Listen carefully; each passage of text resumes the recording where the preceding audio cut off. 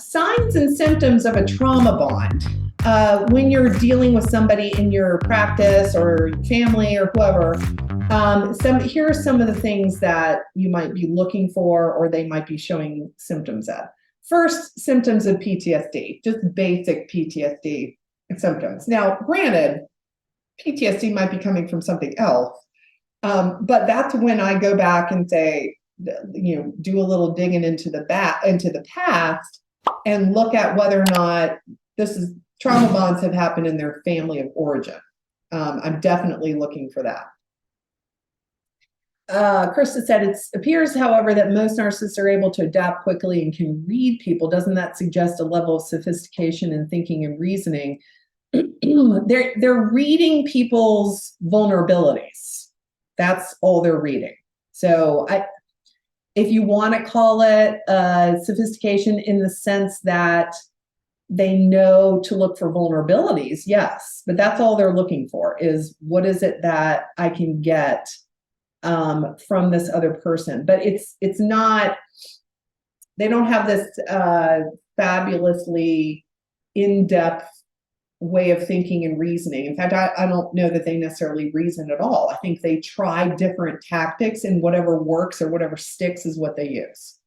But it is one of those things where it appears that when they're going into a situation, like it's kind of like a wild animal, if you think about it. Like if there's a, I don't know, like a puma or a big cat that goes into the forest and sniffing around to see if there's any vulnerable, hurt squirrel or bunny or something that they can pounce on. That's basically what they're looking at. They're looking for vulnerabilities in other people. I'm going to show you exactly what I've come up with in terms of what the vulnerabilities are, specifically later on in the presentation. Experiencing a strong emotional bond with the perpetrator. Yes, obviously, when the person is very much bonded, as we talked about the trauma bond, with the perpetrator, so much so that even though this person is obviously harming them, they won't leave. Gratitude for small acts of kindness by the perpetrator, in that's what they're focusing on. Well, one of the things that happens a lot of times with people that are manipulative, their victim will say they're a good parent, quote unquote. Yeah, they might be a terrible partner, but they're a good parent. No, they're not, but they are saying that they are. Let's see, gratitude for small acts. Denying the abuse or rationalizing, believing they deserve the abuse as a result of something they did. That's very common for abused people to say that it was something they did. Hyper-focused on the perpetrator's wants and needs. Not being able to take care of their own needs. That was another thing I was talking about with regard to the podcast was, when somebody's in a relationship with a gaslighter, with a manipulator, they're not taking care of themselves. They're focused on what the perpetrator wants and what they desire. They're accepting and agreeing with the perpetrator's point of view and only their point of view. They're acting in ways that are contrary to their own values to appease the perpetrator, perceiving anyone who encourages them to escape from the abusive relationship as an enemy, or they just don't want to hear it. So that's something that I see over and over again. It's one of those sort of, you have to tiptoe around it as a clinician. Obviously, our job is not to tell people to leave any relationship, but I'm very much a proponent of telling the victim, if the victim is the person that I'm working with, that the relationship they are in is abusive. They can choose to stay in it if they want to, but I'm not going to pretend like the behavior that they're reporting to me is not abusive.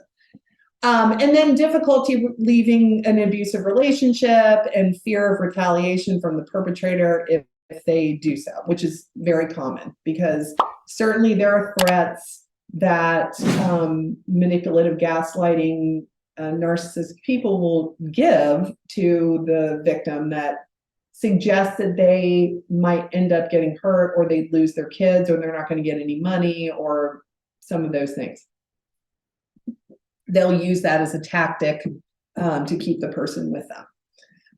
But going back, I wanted to give you an example of kind of acting in ways that are contrary to their own values, how that kind of plays itself out with an example. So I had a client many, many years ago who was married to a narcissistic, we figured out was a narcissistic person. He reported to my client that he had been having an affair with somebody in his office for a year, and he was going to move out into this person's apartment. And so they had 2 kids together, and at the time, I think the kids were like late elementary, maybe early middle school. So he moves out of the house after he announces this, my client's house, and moves into an apartment with this woman that he's been having the affair with for a year. And then wants his 2 children to come over to the apartment and spend the weekend. This is before they got a divorce or any of that stuff. And my client agreed to do that, agreed to let her 2 young children go over to the apartment where her soon-to-be ex-husband was living with his mistress, for lack of a better term. She agreed to do that. Now, that's harmful, potentially. One, they hadn't discussed this with the kids, hadn't told the kids anything. The husband had literally just moved out like a week before. But that's something that's an example of, she wanted her husband back so badly, she wasn't willing to say, no, you cannot have the kids.